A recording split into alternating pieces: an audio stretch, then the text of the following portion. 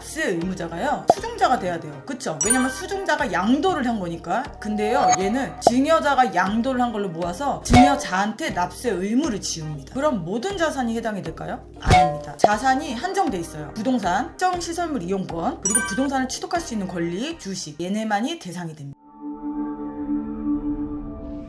네, 안녕하세요. 믿음세무 이기영 세무사입니다. 오늘은 우회양도와 배우자 등에 대한 취득가의 이월과세에 대해서 설명을 드릴까 합니다. 네, 사실 저는 조금 놀랐어요. 이 규정이 사실 조금 되게 굉장히 기본적인 규정이거든요. 근데 이걸 모르시는 분들이 생각보다 너무 많고요. 그리고 그걸로 인해서 낭패를 보신 분들도 꽤 되시더라고요. 그래서 이 내용으로 한번 주제를 선별해봤습니다. 네, 우선 우회양도부터 설명을 드릴게요. 네, 정의입니다. 양도소득세를 부당하게 감소시키기 위해서 특수관계자에게 자산을 증여한 후 그 자산을 증여받은 자가 그 증여일로부터 10년 이내에 다시 이를 타인에게 양도를 하는 경우 증여자가 그 자산을 직접 양도한 걸로 본다는 게 바로 이 우회양도의 정의입니다. 우선 포인트를 좀 짚어드릴게요. 네, 첫 번째입니다. 양도소득세 부당한 감소가 있어야 돼요. 감소가 없으면 얘를 적용할 필요가 없습니다. 네, 두 번째입니다. 증여일로부터 10년 이내라는 기한은요 23년 이후 증여분이고요 그 이전은 5년이에요. 그리고 또 하나, 이 10년이란 기준은요 등기부등본상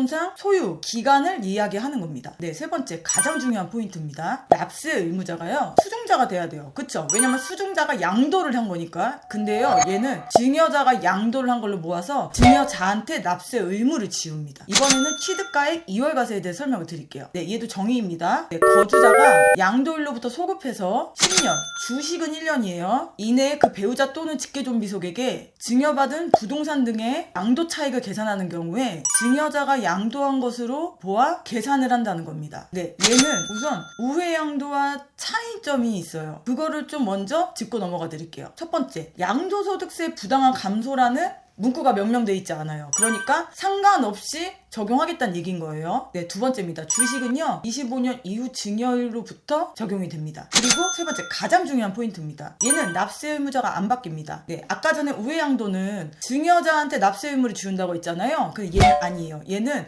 계산만 증여자를 중심으로 할 뿐이지 납세 의무는 수증자인 양도자에게 있습니다. 이 점이 포인트예요. 그리고 네 번째, 우리가 증여를 했잖아요. 그럼 어쨌든 증여세가 나올 거잖아요. 그럼 이 기납부한 증여세는 어떻게 하냐? 네, 양도소득세를 계산할 때 필요경비로 계산을 합니다. 필요경비로 인정을 해준다는 얘기입니다. 네, 마지막으로 그럼 모든 자산이 해당이 될까요? 아닙니다. 자산이 한정돼 있어요. 부동산, 특정 시설물 이용권, 그리고 부동산을 취득할 수 있는 권리, 주식, 얘네만이 대상이 됩니다. 그럼 이월과세 절차가 어떻게 되는지 간단히 설명을 드릴게요. 정의에서 80% 설명을 드렸는데요. 그래도 예를 한번 들어보겠습니다. 네, 아버지가 취득가액이 5억인 아파트를 자녀에게 증여를 합니다. 네, 증여 당시 시가는 7억이라 가정을 할게요. 그리고 자녀가 취득한 아파트의 취득원가는 그러면 7억이 되겠죠. 그런 아파트를 자녀가 20억 원에 매도를 합니다. 물론 10년 이내의 양도입니다. 이럴 경우에 계산에서 수증자는 그냥 쏙 빠진다고 생각하시면 돼요. 네, 즉 양도소득세를 계산할 때 증여자가 제3자에게 양도한 걸로 보아서 계산을 하는 겁니다. 그러니까 20억에서 5억을 차감하겠죠. 근데 여기서 또 포인트가 있어요. 예, 바로 수증자가 납부한 증여세입니다. 제가 아까 전에 필요경비로 인정해준다고 했죠. 그래서 만약에 뭐 그냥 예를 들어서 증여세를 2억이라고 가정해 볼게요. 그러면은 20억에서 5억을 차감하고 거기서 2억을 더 차감을 해서 양도소득세를 계산하게 됩니다. 그럼 다음에 이제 뭐 증여자를 기준으로 해서 장기보유 특별공제라든가 이런 걸 또 적용을 하겠죠. 그래서 결론은 13억에 대한 양도소득세를 과세하겠다는 게 바로 이거의 포인트입니다. 네.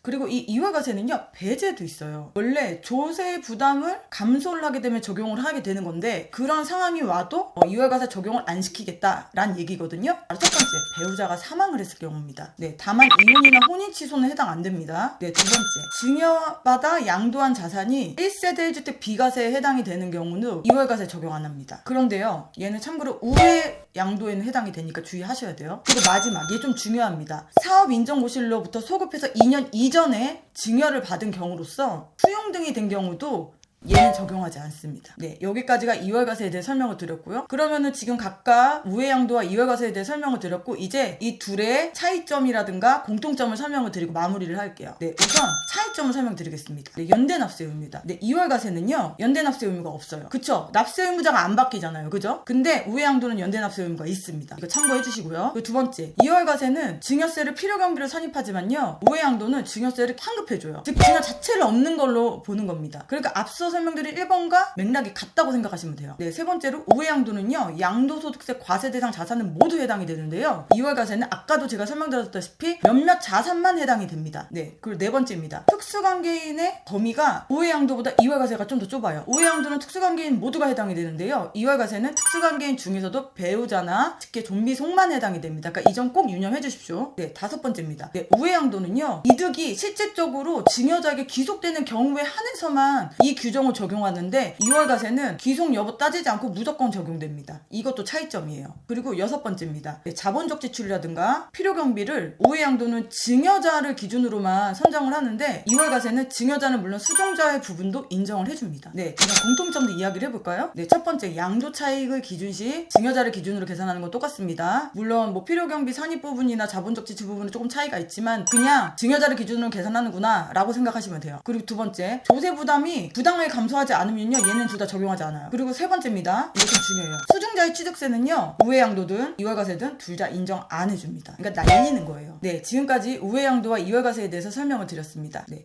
이것들을 조금 세세하게 아시는 것보다는요, 아, 이런 규정이 있구나 라는 거를 우선 파악하시는 게 중요하고요. 혹시라도 증여로 인해 양도세를 감소시킬 만한 그런 계획을 갖고 계신다면은 얘를 기억했다가 반드시 세무상담을 통해서 네, 이루어지었으면 좋겠습니다. 네, 지금까지 믿음세무 이경세무사였습니다. 감사합니다.